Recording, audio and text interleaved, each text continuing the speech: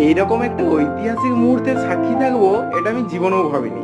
আর আমি নিশ্চিত শেষের মুহূর্তগুলো তোমাদের মন ছুঁয়ে যাবেই। কি হচ্ছে 6 তারিখ, আর এখন ঘড়িতে বাজে প্রায় 6টা সাড়ে 6টার মতো। আর এখন আমরা বেরিয়ে পড়েছি কলকাতায় যুব ভারতী স্টেডিয়ামের উদ্দেশ্যে। যারা যারা ফুটবল প্রেমী তারা হয়তো এতক্ষণে বুঝে গেছো যে আমি কোন খেলাটার কথা বলছি, কোন খেলাটা দেখতে যাচ্ছি আজকে। যারা যারা এখনো বুঝতে পারলে না তারা দেখে নাও। আর এটাই আমার ফার্স্ট টাইম কোনো স্টেডিয়ামে খেলা দেখা হবে, লাইভের ফার্স্ট টাইম।